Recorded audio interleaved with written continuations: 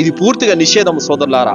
బుఖారీ 3321వ హదీసు అబూ హురైరా రదియల్లాహు అన్హు యొక్క ఉల్లేఖనం ప్రకారము, ఒక కుక్కకు నీళ్లు త్రాపించినందుకు ఒక వ్యభిచారం చేసుకునేటువంటి ఒక వేశ్య స్వర్గానికి వెళ్ళింది అని చెప్పడం జరిగింది సోదరులారా. అంటే ఒక మూగ జీవి పట్ల ఉదార స్వభావంతో వ్యవహరించిన కారణంగా, ఆ యొక్క మూగ జీవికి దాహం తీర్చిన కారణంగా ఆ వ్యక్తి వ్యభిచారం చేసుకునే ఒక పాపాత్మురాలు స్వర్గానికి వెళ్ళినట్లుగా మనకు ఈ హదీసులో తెలుస్తుంది. మరి అలాగే బుఖారీ 3318వ హదీసులో ఇబ్న్ ఉమర్ రదియల్లాహు అన్హు వారు తెలియజేస్తున్నారు, ప్రవక్త సల్లల్లాహు అలైహి వసల్లం వారు అన్నారు, ఒక స్త్రీ ఏం చేసిందంటే పిల్లిని కట్టేసింది. ఆ పిల్లి క్రిములు కీటకాలు తిని ఏదైనా వేటాడటానికైనా వదిలిపెట్టిందా అంటే వదిలిపెట్టలేదు, ఎటూ వెళ్లకుండా బంధించేసింది. ఆ పిల్లి ఆకలితో చనిపోయింది.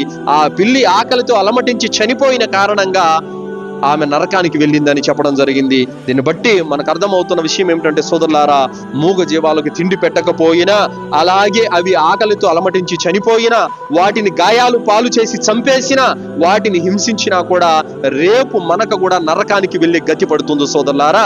కావున ఈ కోళ్ల పందాలు, ఈ ఎద్దుల పోటీలు, ఈ మేకపోతుల పోటీలు ఏవైతే ఉన్నాయో అవి గాయపడి అవి గనక ఇబ్బందికి గురైనట్లయితే, వాటిని హింసించినట్లయితే గనక రేపు అల్లాహ్ దగ్గర మనం కూడా జవాబు చెప్పుకోవాలి. కావున మన సరదాల కోసము ఆ మూగ జీవులను హింసించడం అనేది ఇస్లాం ధర్మం ఎట్టి పరిస్థితుల్లో కూడా ఒప్పుకోదు సోదరులారా. దైవ ప్రవక్త ముహమ్మద్ రసూలుల్లాహ్ సల్లల్లాహు అలైహి వసల్లం వారు పక్షుల పట్ల, జీవుల పట్ల ఎంత ఉదార స్వభావంతో ఉండేవాళ్ళంటే, అబూ దావుద్ 5268వ హదీసులో ప్రవక్త సల్లల్లాహు అలైహి వసల్లం వారు సన్నిధిలో ఒక విషయం జరిగింది. అదేమిటంటే, ఒక వ్యక్తి పక్షిని మరి పిల్లలను రెండింటిని రుమాలలో చుట్టుకొని ప్రవక్త దగ్గరకు వచ్చారు.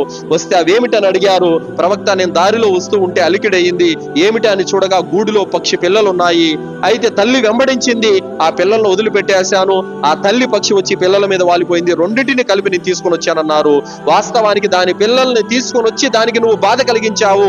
ఆ పిల్లల్ని, ఆ పక్షిని తీసుకెళ్లి ఎక్కడి నుంచి తెచ్చావో అక్కడే తీసుకెళ్లి పెట్టు అని ప్రవక్త సల్లల్లాహు అలైహి వసల్లం వారు ఆ వ్యక్తికి వారించడం జరిగింది. కావున సోదరులారా, మనము ఇతర జీవుల పట్ల ప్రవక్త సల్లల్లాహు అలైహి వసల్లం వారు ఏ ఉదార స్వభావాన్ని నేర్పారు, ఏ మంచితనాన్ని, ప్రేమను మనకు నేర్పించారు, ఆ విధంగా మనము ఖచ్చితంగా మసులుకోవాల్సినటువంటి అవసరం ఎంతైనా ఉంది సోదరులారా. ఒకవేళ గనక మనము ఈ విధంగా అల్లాహ్ మనకు వాటిని ఏ విధంగానైతే వాడుకోమని ఇచ్చాడో ఆ విధంగా కాకుండా మరో పద్ధతిలో వాడినట్లయితే గనక, అవి నష్టపోయినట్లయితే గనక రేపు ఖచ్చితంగా అల్లాహ్ దగ్గర ఆ జంతువులు, ఆ పక్షులు మన మీద ఫిర్యాదు చేస్తాయి. అల్లాహ్ సుబ్హానహు వ తఆలా వాటి ఫిర్యాదును స్వీకరించి మనల్ని రేపు శిక్షించే పరిస్థితి వస్తుంది సోదరులారా. కావున ఖచ్చితంగా మనం జాగ్రత్త పడాలి. అలాగే బుఖారీ 2324వ హదీసు అబూ హురైరా రదియల్లాహు అన్హు యొక్క ఉల్లేఖనం, ప్రవక్త సల్లల్లాహు అలైహి వసల్లం వారు తెలియజేశారు, ఒక వ్యక్తి ఎద్దు మీద సవారీ చేశాడు. ఆ ఎద్దు అతనితో మాట్లాడింది. ఏమని? ఓ అల్లాహ్ దాసుడా, నేను సృష్టించబడింది సేద్యం చేయడానికే గాని సవారీ చేయడానికి కాదు.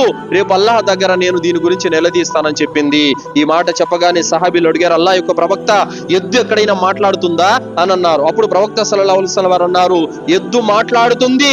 ఈ విషయాన్ని అబూబకర్, ఉమర్ కూడా విశ్వసిస్తున్నారు అని చెప్పారు ప్రవక్త సల్లల్లాహు అలైహి వసల్లం వారు. కావున సోదరులారా, ఆ ఎద్దులు ఎందుకు సృష్టించబడ్డాయి?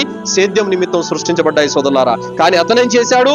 దాని మీద కూర్చొని సవారీ చేశాడు. అంటే అల్లాహ్ ఏ విధంగా ఉపయోగించుకోమన్నాడు ఆ విధంగా కాకుండా దానికి ఆపోజిట్ లో ఇతను మరో పద్ధతిలో ఉపయోగించినందుకు గాను రేపు అదేమంటుంది? తీర్పు దినం రోజున అల్లాహ్ దగ్గర అతని మీద ఫిర్యాదు చేస్తుంది సోదరులారా. కావున అల్లాహ్ సుబ్హానహు వ తఆలా మనల్ని, కొన్ని పక్షుల్ని, కొన్ని జంతువుల్ని మనము తినటానికి ఆహార నిమిత్తం సృష్టించాడు గాని వాటితో మనం కత్తులు కట్టి పందాలు ఆడటము, వాటి మీద డబ్బులు కట్టి వాటిని హింసించడము, గాయాలు పాలు చేయడము, ఇది ముమ్మాటికి నేరం సోదరులారా. ఇలాంటి వాటికి మనం ఖచ్చితంగా దూరంగా ఉండాలి.